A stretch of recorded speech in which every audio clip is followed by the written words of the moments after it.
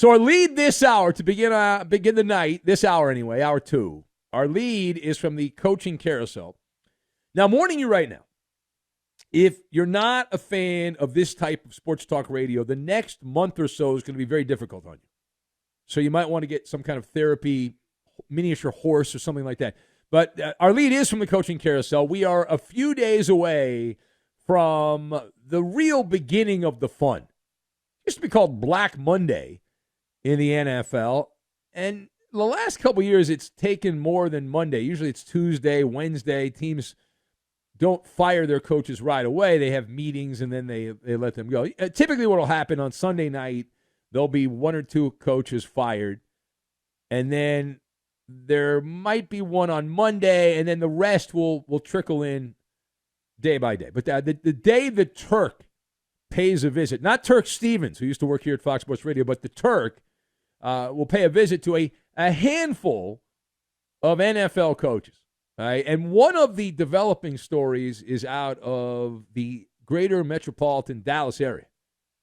They call them the Dallas Cowboys. They don't actually play in Dallas, but they call them that. So if you haven't been following, and perhaps not, despite glowing comments, slobber from Jerry Jones, glowing comments, the football pundit community believes that Mike McCarthy only has a, quote, small chance of surviving the carnage in Dallas.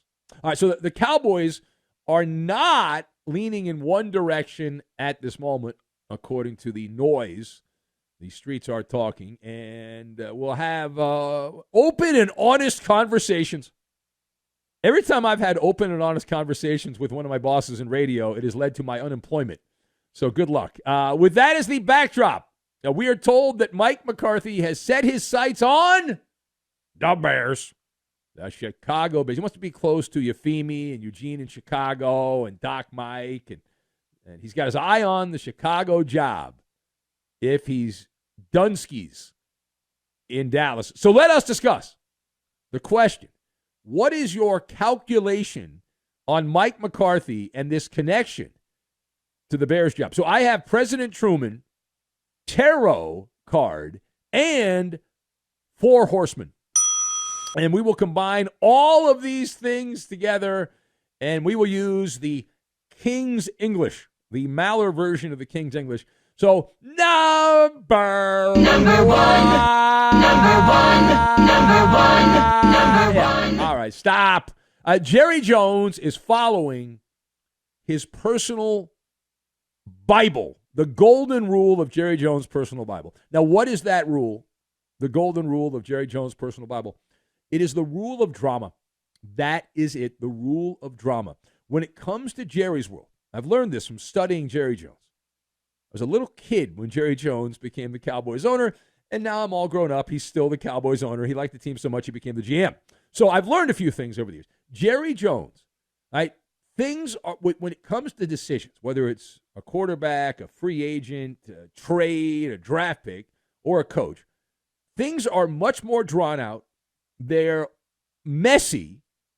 It is supposed to be presented as an unpredictable event, and it's always more complicated than it needs to be.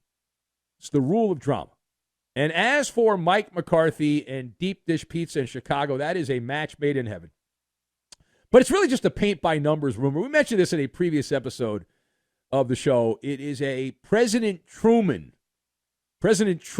situation. He's credited with popularizing. He didn't come up with the phrase, but he popularized the phrase cronyism. You can just Google it. It still goes on today in politics just about everywhere. But Mike McCarthy is part of the Good Old Boys Network. All right, Good Old Boys Network. He shares an agent with the Bears general manager, Ryan Poles. And this is known, kids, as the in-group favoritism part of the book.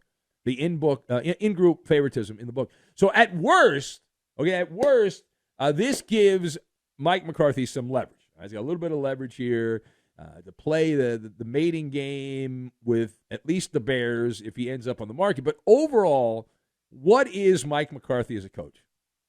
He's like a B- or a C+ NFL coach. Is that fair? I think that's fair. He's all right in the regular season, not this year. Usually all right in the regular season, and then all of a sudden in the playoffs, he turns into a hobgoblin in the playoffs. 18 seasons. Can you believe that this cat has been coaching for 18 seasons? That means if you're like around the age of 30, since you mostly remember watching football, Mike McCarthy's been a coach in the NFL, either in Green Bay or with the Cowboys, and he's got a good regular season record. However, his teams have won multiple playoff games, which is normally the sign of success, in the same season in 12 playoff appearances twice. So only 2 out of 12 has a Mike McCarthy team won more than one playoff game. And he does have a playoff win in Dallas, but it's fugazi because it was against a washed-up Tom Brady, and it shouldn't really count. Now, page 2. My former radio partner, who yet again zoomed past me and is now a big TV star himself, Kyle Brandt. Years ago here at Fox Sports Radio, Kyle came in. He was Jim Rome's producer guy, and he wanted to do sports radio on his own. And so I was one of the people that helped give him some time late night on the weekends, Kyle Brandt. And he's now at state-sponsored NFL Media, the Pravda news service of the NFL. He's done very well. He hosts a morning show. I'm not normally up at that time, but I'm told the show it's got a cult following, kind of like this show has a cult following. Anyway, get to the point, please. So Kyle Brandt stirred some things up. He went on a rant this week complaining to the admins that they should stop posting the score on social media when their team loses. Now, for example, if you're the Houston Texans and you get run off the field by Baltimore, just don't post the final score. Right? Because you're opening yourself up. His point was you're opening yourself up for nothing but vitriol from angry fans and other fans that just want to troll you and bust your balls. So the reaction to that, this is rather direct, but the reaction was condemnation. Condemnation, right? And this is from people that supposedly work as admins for professional, not just NFL, but professional sports teams who post these. I had a buddy of mine, one of my good friends in radio, who always sends me, he collects these things. When teams get blown out and just embarrassed and play gutless, he'll send me the link to the social media page just so I can read the comments. He loves when the fans goof on the team, and it's self-inflicted because they're the ones putting the score out there. They're opening themselves up. So, question for the class. How do you process the NFL social media teams defending the posting of scores during games they're losing and then, of course, after games they've lost? So this one is like a tarot card. It is revealing hidden aspects of how the NFL makes the sausage. You're not supposed to know how they make the sausage. On the path to discovery. Now, in this tarot card, it is the cyber version of the phrase we've all heard, any publicity is good publicity, unless it's in your obituary. Any publicity is good publicity. It's engagement farming. And so that's essentially the message. And it's validation, it's confirmation of what we have said for some time, that they don't mind the people that run these websites or the social media pages. The people in sports don't mind tossing red meat into a toxic social media den. They don't mind that. But this only happens in sports.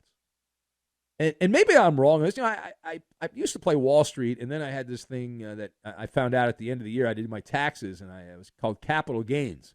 So I stopped trading actively, and I just left my money there, whatever money I had. I just left it because I didn't want to pay the tax. If you leave it in there, you don't have to really worry about it. But anyway, so I've yet to say, maybe this has happened. Let me know if it does. I don't see everything.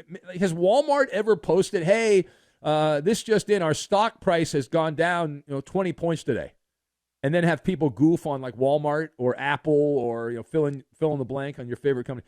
The lesson, and this is something that I have preached from the bully pulpit behind these microphones over the years, is that outrage from you and other fans is still better than indifference. And I was told when I was a young lad by the great Tommy Hawkins, played for the Minneapolis Lakers and the LA Lakers, was an executive for the Dodgers.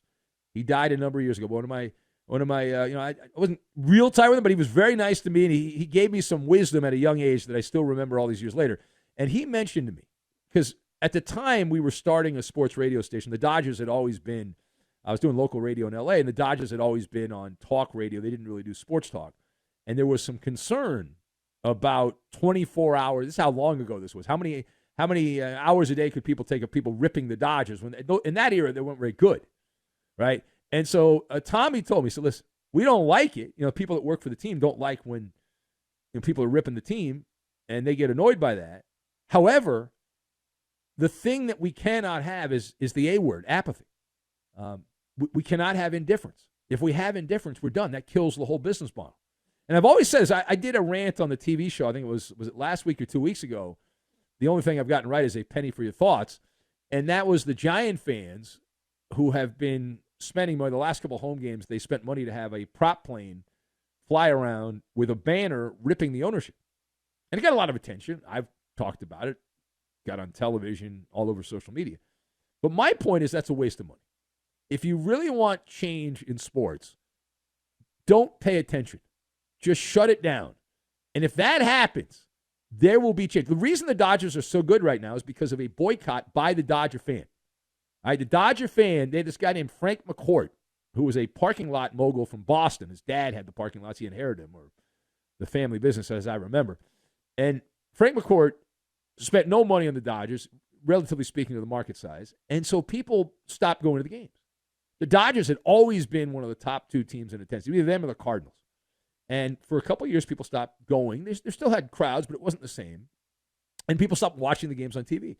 And Bud Selig, the used car salesman from Milwaukee, stepped in, and they were so desperate to get a real owner in to buy the Dodgers that they twisted Frank McCourt's arm because of apathy, because this is one of their shining jewels here, a golden goose, the Dodgers, and they were losing money on it, not making as much.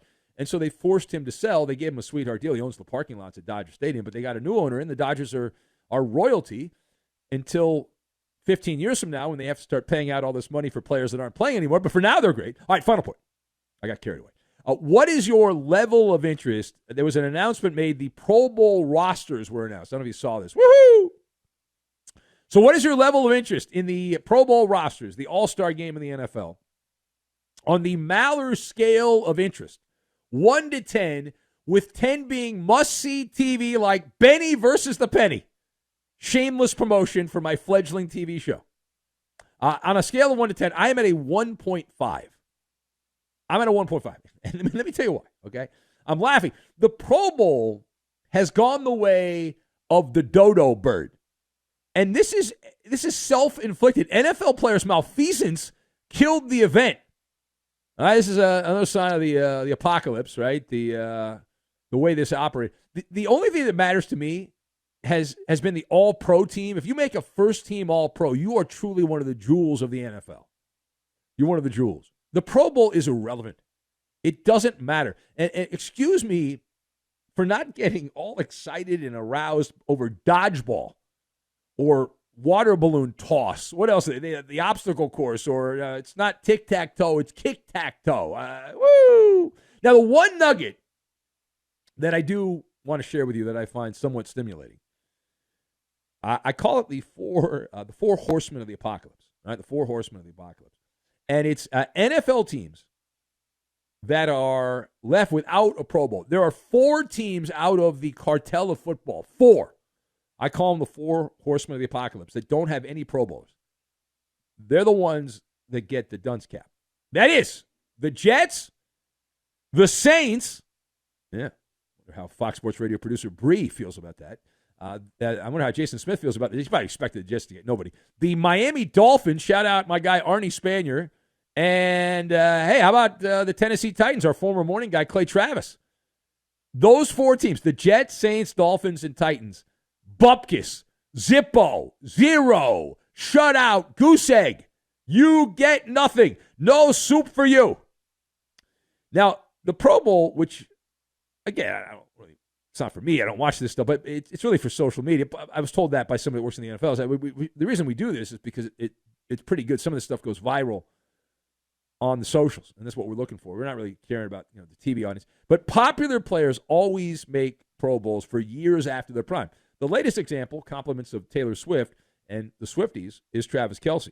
And you can't totally blame the fans on some of this, because fans account for 1/3 of the vote. Players and coaches still are in the majority.